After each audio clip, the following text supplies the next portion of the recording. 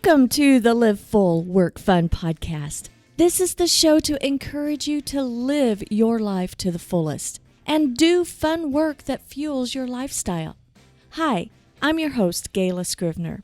Every week, you'll be introduced to amazing guests, useful resources, and inspirational stories.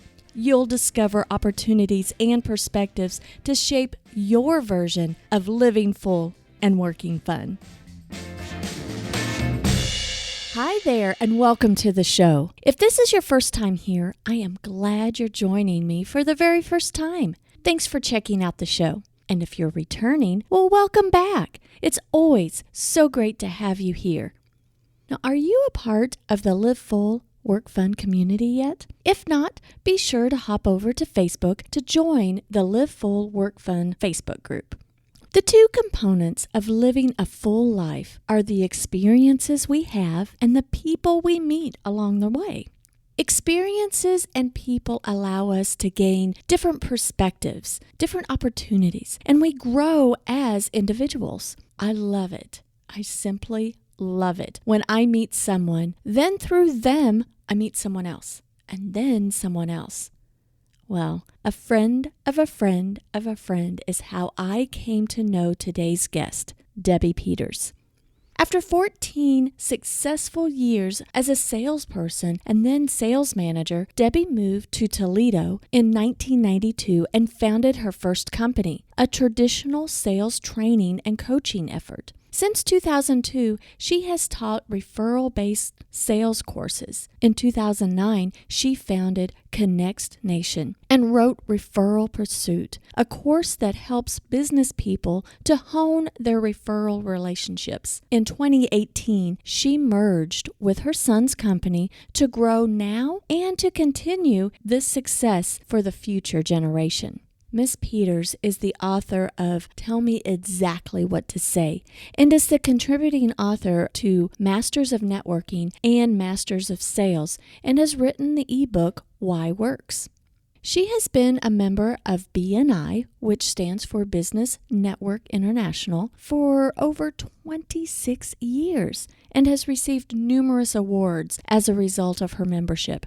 Also, she was honored with the prestigious 2001 Milestone Award for Business and the 2015 Rocky River Chamber's Most Active Member of the Year. She adheres to the BNI motto of Givers Gain, and her own personal business model is, if you don't ask, you won't get. She and her son, Greg, host the Third Generation Networking podcast. Debby lives in Perrysburg, Ohio, with her husband and their one dog and two cats. She is a grandmother of 10 and have taught all her granddaughters to climb trees. She loves to create wonderful flower and vegetable gardens and also to read about and engage in adventure activities such as whitewater rafting, skiing, and climbing. She's mentored an inner city student for over 3 years and believes that it's her responsibility to give back to the community and thank those who have given help to her in the past. Debby really lives a full life and has fun at the work she does. I am super excited for you to meet Debby. Debby, I am so glad you're here today. I am excited to be here, Gayla. It was so much fun when we chatted. Was it last week or the week before? And when you asked me to be on the podcast, I was like, oh my gosh, I'm so honored. I was so honored to be on your podcast, and I feel quite honored through networking and just a friend of a friend how I got to meet you. And your whole business is about networking. Can you tell me a little bit more about that? Yeah, and actually networking is a component of our business because, of course, we're a training company and we help people to put processes in place so that they get the referrals that they want as opposed to the ones that mom sends, So networking obviously is a huge component of that. But, I think it's in my DNA because our company, as you know, is called Third Generation Networking, and the name came as a result of Greg and I realizing, Greg, my business partner, and my son, realizing that my mom, who was very shy as she was growing up, she was one of 10 children, the ninth, and never got to talk in her family because there were a bunch of people in front of her. She and my dad moved 17 times in 11 years. And she soon realized that even though she was shy, if she didn't make a friend the day she hit town, the 6 months later, when she left, that she would be equally friendless. So she pushed herself out of her comfort zone and started, making friends, which is what I think networking is all about. Oh, absolutely. I know in the bio, I had mentioned that you moved to Toledo in 1992 and founded your first company, and you were in your previous life salesperson, sales manager for another company. What prompted you to start your own company? So the job that I had in Detroit ended, and I didn't know what I wanted to do next. So I spent some time thinking about it, and I realized that I was really, really, really, really good at taking beginner salespeople, people who had no experience, and turning them into champions. It was just something that I could do. And so I thought, well, I'll start a company and I'll do that. I will coach. And this is back in the days before business coaching was even a terminology, that terminology wasn't part of the lexicon. And so I was going to help salespeople to get better. I was going to do some sales training, and I was going to do some project sales management was what I thought I would do. And so that's what I did. I got rid of the project sales management. That was not fun. And just worked with salespeople for several years, and then transitioned into what I'm doing today.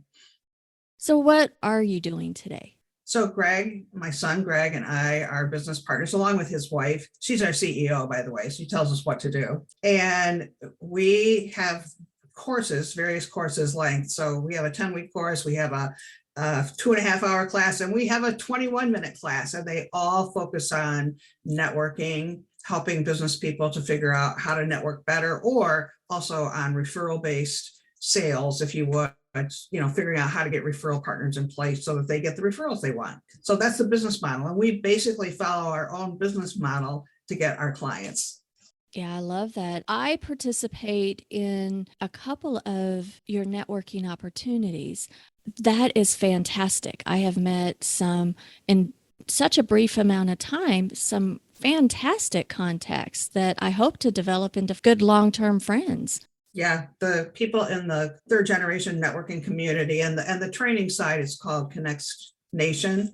And so they call it the CN. They've shortened it, of course, because everything gets shortened. The CN community, they are just so open to helping others because of who they are, and also the training that they've received. I had the opportunity to go to my first 21-21-21 training. Explain a little bit more about that and how you came up with that. That was a fantastic experience my first time. I'm looking forward to the next ones. Great.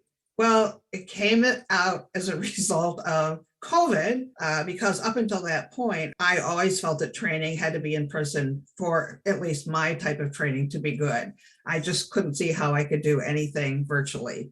Well, of course, a certain little pandemic made an idiot out of me, so we say. And so we right away transitioned our 10-week class into a virtual class. And of course, anyone that's thinking about taking a 10-week class, there's two objections: time and money. And I think those are the two objections that every salesperson faces, no matter what they're selling. But for us, for a person to dedicate 10 weeks of their life to a class, that always comes up. So I thought, well, can I create training that is shorter? And I didn't know what shorter meant. And then I got to thinking. And so I thought, well, maybe 20-minute training will be really good. And so I could take one topic, delve into it, not too deep in 20 minutes, but get a good bit of information on it. And I could charge, it would be 20 minutes, 20 topics, 20 minutes long. Well, I have a board of action, of which is a group of graduates of our course that kind of are really interested in helping us to be successful. And one of my graduates, Arlene Garrick, who's a wonderful realtor, said, Debbie, 2020 has not been a good year. Why don't you make it 21, 21, 21? I'm like, I like that idea. So that's where it came from. And people really like that idea of just, hey, every Friday, first Friday of the month, I could get 21 minutes. It's early in the morning and I get it. And then I can go off about my business. But it's something I can think about all day and implement, do whatever I want. So that's where it came from. It's fantastic. So, were there any stumbling blocks that you had encountered from changing from in person to virtual? Well, first of all, I hated PowerPoint the way people would do it, bullet point, bullet point. So I wouldn't even, when Greg set up my new computer, I wouldn't even let him put PowerPoint on my computer. Didn't want to be touched by it. So first of all, I had to get PowerPoint on my computer. I had to figure out Zoom. I was trying to figure out Zoom, and I even took a couple Zoom classes, but the way I was hearing it, I'm sure they were describing it perfectly, but the way I was hearing it, I thought I was going to be doing the pictures, for want of a better word, in Zoom. So I would go into Zoom and on a Monday morning, I think I'm going to get this. And I'd go into Zoom and I couldn't make it work. And I was so frustrated. And so finally, Greg said, Mom, you make the pictures in PowerPoint and then you take them into Zoom. Of course, that was a mystery of doing that. So the technology is and continues to be the biggest struggle for me. I'm so lucky to have Greg as my business partner because he has that technical background and he just, calms me down or he fixes it or whatever. That's the big struggle for Debbie. I can see, the technical side being a little bit to overcome. But as far as the atmosphere on teaching in person versus virtual, is there a disconnect? I know through 2020, people were getting zoomed out is what I had heard complaints of. It's like, oh, everything Zoom. But there have been some fantastic programs that are coming out of that to have an online experience and be able to be a little bit more personable than pre-pandemic days. Yeah, I think it's more energy as a facilitator. I don't look at myself as a trainer, but more as a facilitator. But I know that I have to put more energy into the virtual class. I have my voice, my activity level, just that's what we have to do. And to keep it going, it can't lag back. And my classes, we still keep them very interactive. So we limit the number of students so that at the most we would only have 10 in a 10-week class, let's say, or maybe 12 in a 21. But even the 21 we try to make it as interactive as possible. We tell people we expect you to connect through the chat box. And if you're not using it while we're talking, we're insulted. So we want them to use it. We've had to look at tricks. I know that my first slides were, oh my gosh, now that when I think about what I created, they were so ugly. And then Greg actually went to a seminar on, how to make your slides really a lot better. So I had to go back and redo all my slides. So I think if we can keep it interactive and keep it I don't think I could teach a 100-person class because our classes are interactive and our students learn from each other. So we are limited in what we can do if we limit our classes. And that's okay with me because I would rather have students that are learning and being able to use information rather than making, I'm not opposed to making a whole bunch of money, but I'm more way on the side of my students. I love that. Do you have any plans going back in person? Yes, we do. I can't tell you when that's going to be because, of course, we have to plan at least usually 6 months in advance of where we're going to be with the public course, the in-person course. But yeah, I would hope that next year we can begin again having in-person classes. We'll see. We have a great trainer. She loves in-person. She actually, when we transitioned to virtual, she led our first virtual class and did a great job of it. But she said she would prefer to teach in person. So we don't want to lose her. She's great. With the in-person, is that like a 10-week type of course? Yeah, once a week for 10 weeks. I could see that virtual has really opened you up geographically. Yes. So that people can take advantage of your wonderful training and are not limited by where they are. Yeah. Well, you've come on the 21. You're not nearby. We've actually had a couple people from South Africa on some of our classes. So yeah, it opens the world. What's interesting to find out is like I developed a strong relationship with many people in South Africa and was actually introduced to the head of the South African Chiropractic Association. And chiropractors are people that need to know how to network, because you're not just going to go knock on someone's door and say, can I crack your back? What I found out was the standard of living is so much lower there that we couldn't offer the course even near what and I don't think, what we charge is that much, but it would be like a tenth because of their standard of living there. We won't pursue going to South Africa. Well, that gives you a lot of different perspective, a Yeah, worldwide yeah. type of perspective that we don't necessarily think of.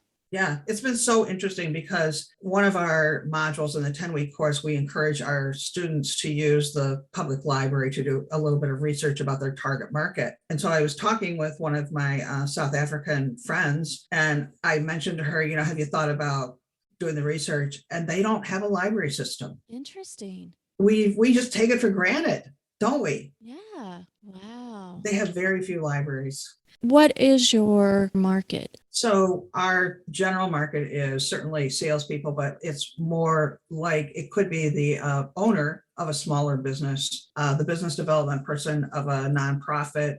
And my personal target market is financial planners, because of course, if they're not networking and developing relationships, their business is not going to be successful either.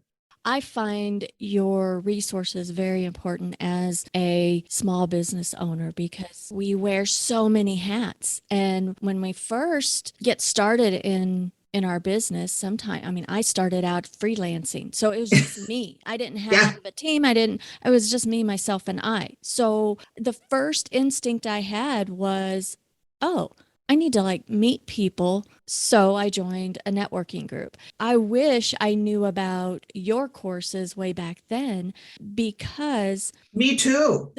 I wish I had known way back when.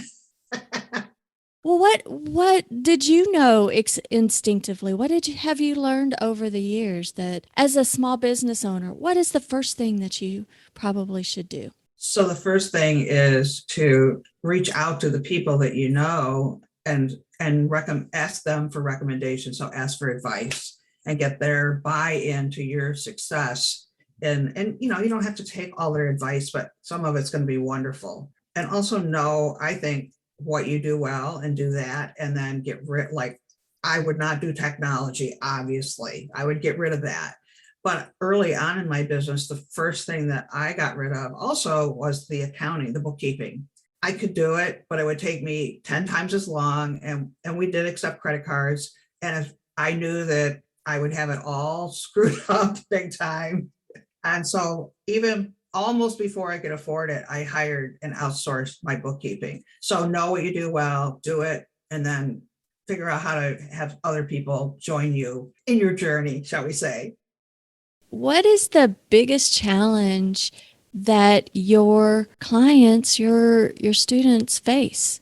Biggest challenge that they face is that they usually, at least, are trying to sell to everyone. Because they're small and because they want success quickly, they think that the broader the net, the more they're going to get. When in fact, they become so diluted that they're not good for anyone, because they're not learning, about a certain industry and what the challenges are of that industry and how they can help. So that's the biggest challenge of all my students, is getting them to say, okay, I'm going to narrow it down.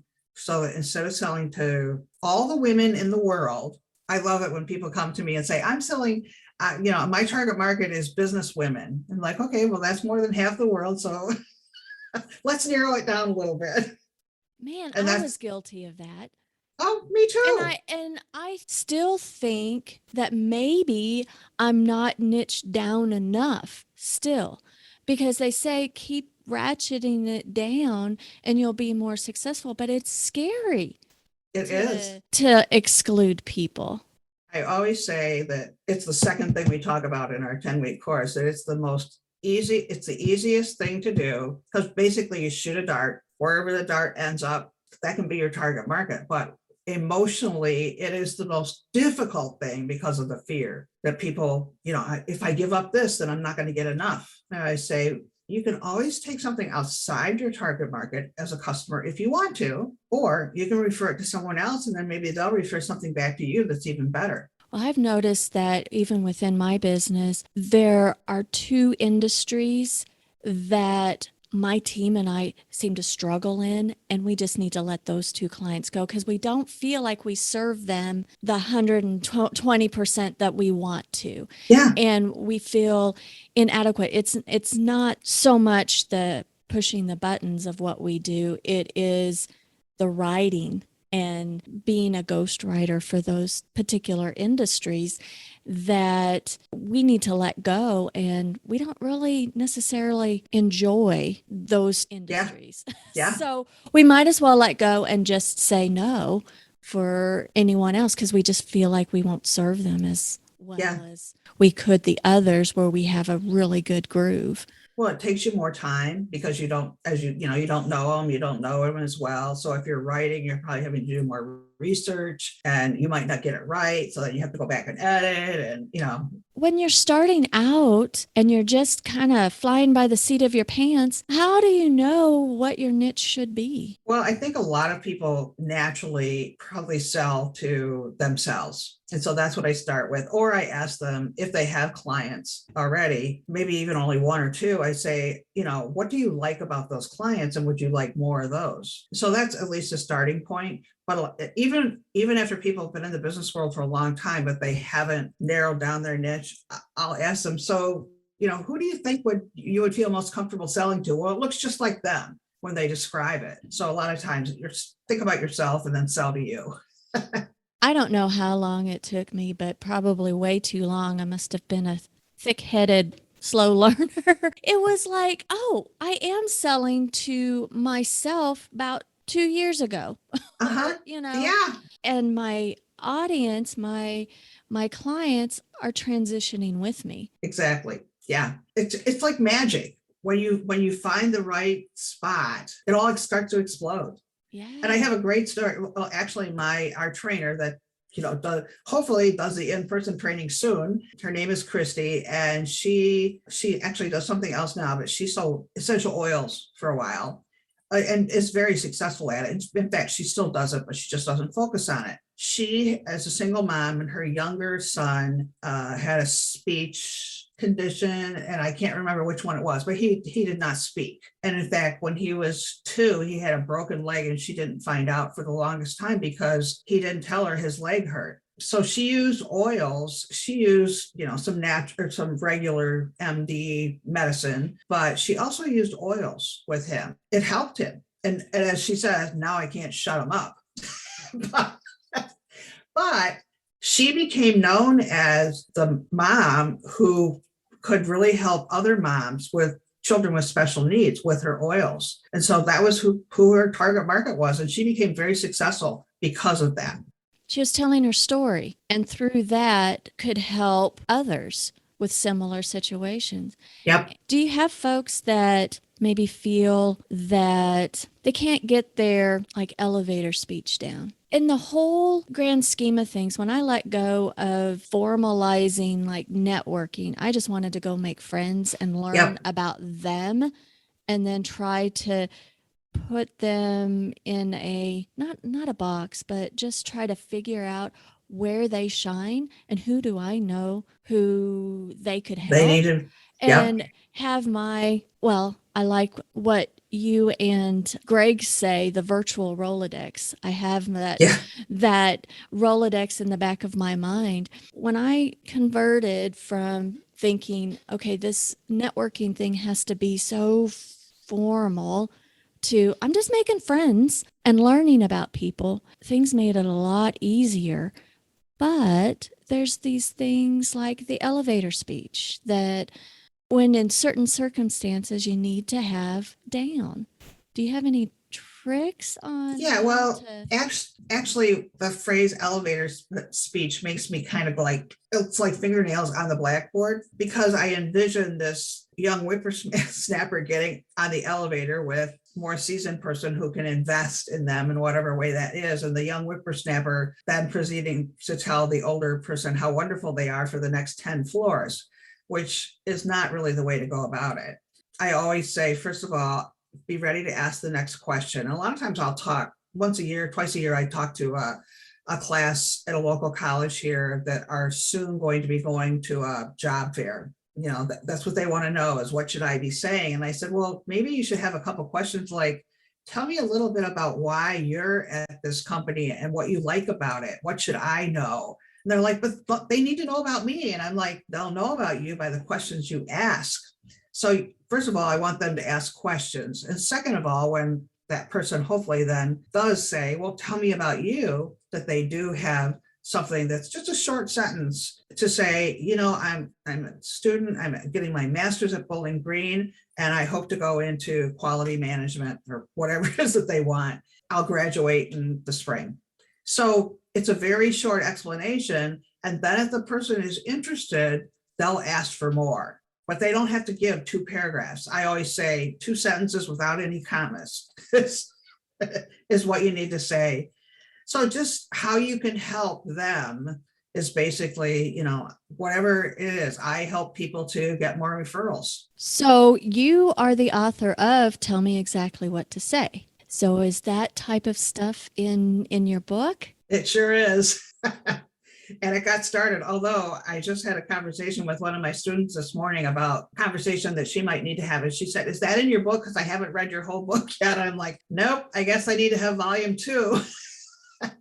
But yes, it got started because one of my students in one of my classes asked me how he could get back to people that he had already met, get back in front of them. This is before the pandemic. I said, well, don't you know someone that needs to be introduced maybe to this other person? He said, yeah. I said, well, so just do it. He's like, I don't know how, I don't know what to say. I'm like, what do you mean you don't know what to say? He said, I don't know how to introduce people to each other. So I said, okay. So I started demonstrating it, the conversation, both sides of the conversation in class. And he's like, wait, slow down, hold on. And he had his pen and his yellow legal pad. He said, I have to write it down word for word. Tell me exactly what to say. So that was how it got started. But there's 33 other conversations that, you know, you run into, like, you know, what to say when you're sitting at the chamber lunch and your competition is either right beside you or across the table from you. How do you handle that? Or lots of other conversations. Nice. I'm looking forward to reading that. I've read Greg's and have enjoyed his book. He's coined himself as the reluctant networker, and Yes. you're the networking guru. Yeah, my students did that for me. Yes. How did that come about? So I got a new car. It was my first Mini Cooper, so it's 3 cars ago. And I wanted to have a personalized license plate. So I put it out to my students. What do you think it should be? So they said, obviously certified or Connext Nation would not fit on the license plate. That was too long. And so they said CN Guru, and it's actually CN Peace, Connext Nation Program Guru. So that's how they networking guru. Love it. You may have a wonderful community. Oh, they are great. That is wonderful. You have a course going right now. Do you have Yes. one starting? Yeah, we started our 10-week courses in September and March, first part of March. I found through the years the hard way that people are not ready to do business or to learn in January and February. So that's why we wait until March. And then, they don't want to do anything in the summer. So we wait until after Labor Day to start our fall class. But of course, then we have the 21-21s going on at the first of every month. So the best way for people to connect with you is through your website. Yep. And is there a waiting list for the courses or a list to be on to be notified about your courses? Yep. Or just be involved with the 21-21? All of the above. So you can reach out to me. We can put you on the list. We'll be, in fact, Greg and Elizabeth and I are meeting tonight to do some planning. Then, seems like we just got the course started, but we have to plan for the next set of classes. then we can let people know, by the way, it'll be starting and this is what you need to know about it. Or they can just go in and sign up and be registered and be ready to go when we have our next class. They can jump into a 21-21 class. We also have a mini class, which is kind of like the 2.5-hour class that gives them an idea of what that 10-week class would be. We actually have one usually once a month. And you can go on our website to see those. Nice. I'll have those links in the show notes for sure. You've been doing this a long time. You've had your own business a long time. Yeah, I had red hair when it started. Now it's white. Well, what has been your biggest reward through all of this? Oh my gosh. There are so many, but can I do two? Oh, yes. So I did this for a number of years by myself. And then in 2018, Elizabeth actually broached the topic. We were together for her birthday, spending the day together. And she said, so what are your plans for, succession? And I had a rough succession plan at that point with another person, but it soon became obvious that it wasn't going to work because he was getting busier and busier. And I knew that my company would go by the wayside if that happened. She said, well, have you thought about a family business? And I said, no, but I love the idea. And so, to make a long story short, it took about a year, but we figured out how to merge Greg and my company together. And we were both smart enough to know that Elizabeth is smarter than both of us. And so she became our CEO. And so she's the strategic planner. So I love that's just the best, that I know that my company is going to go on and, it won't end when whatever happens to me in the future. And maybe even Greg's girls will come into the business at some point. And so it will, continue on from there. So that's a biggie. The second one is all of my students that tell me, you made a big difference in my life. One that comes to mind specifically is a woman that she came into my class as a result of a recommendation from her SCORE counselor. And we had met previous to the class at the recommendation of her SCORE counselor. And when I met with her, she was very socially awkward. She never made eye contact during the whole time that we chatted. And she told me that she was going into a bookkeeping business. And oh my gosh, when I left that meeting, I was so heartbroken for her because I figured if you can't even make eye contact, no one's going to trust you, with their money as a bookkeeper. So, and I thought she's never going to be in the class. She just, didn't seem like it was in the cards. And then you could have knocked me over with a feather later that day when she called and she said, I'm in. I was amazed, but she did. She came to the course. She did a great job. And she sent me an email about 6 months later after the course. And she said, I have known all my life that I'm different. And I have gone through all kinds of counseling and nothing ever made a difference until I went through your course. And now I know what I'm all about and what I'm going to do and why I'm going to do it. I still get shivers when I tell that story. Wow. And she did. She opened her business. She's a success. She employs 3 people and she's still in business today.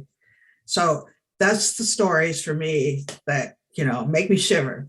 Yeah, I have goosebumps as you're telling that.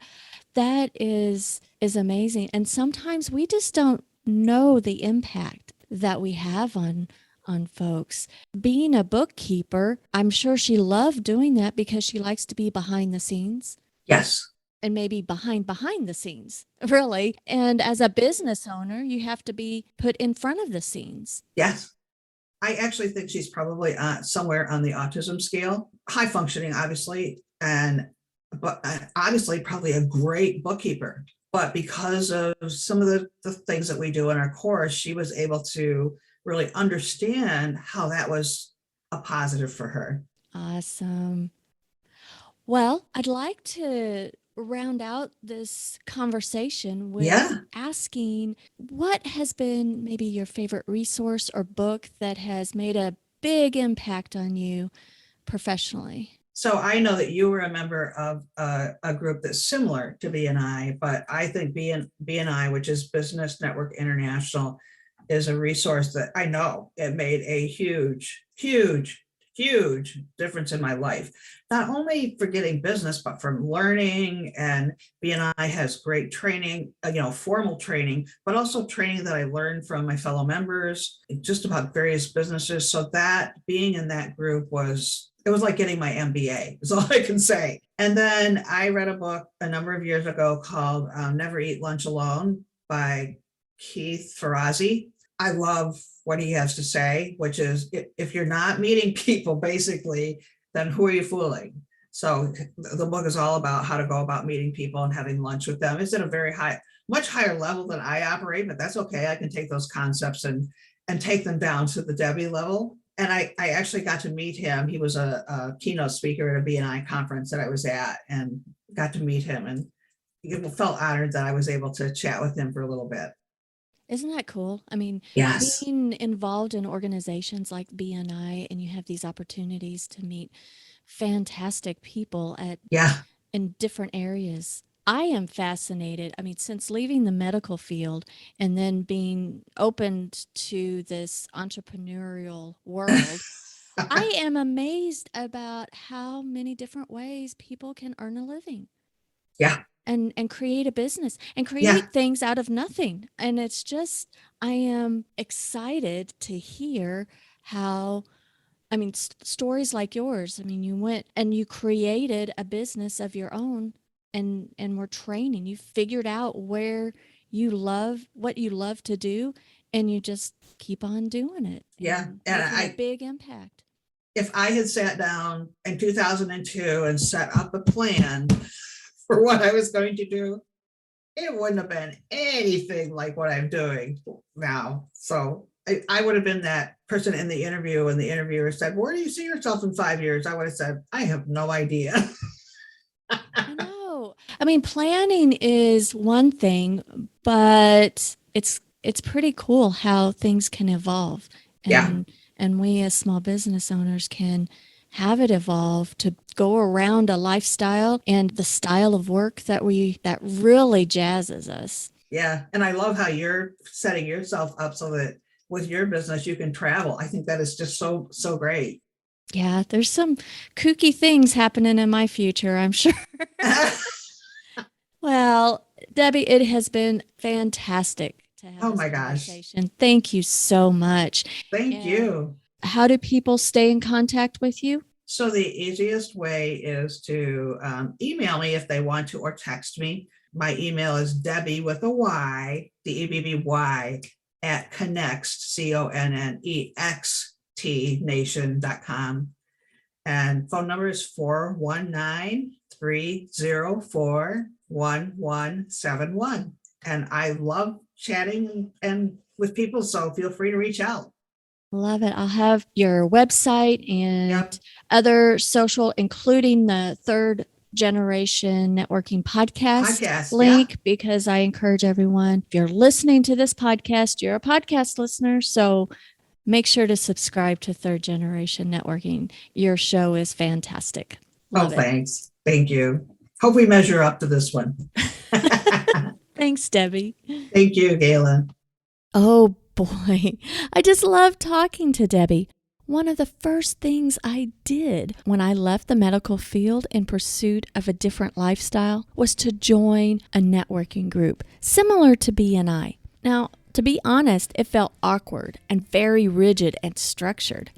Well, and that's the complaint I hear from many folks about networking groups and their reluctancy to join. It's a forced meeting, but I think that it's the wrong attitude to have a negative connotation for those types of meetings. Formalizing the process is a fantastic way of meeting people you might not ordinarily meet in your day-to-day life.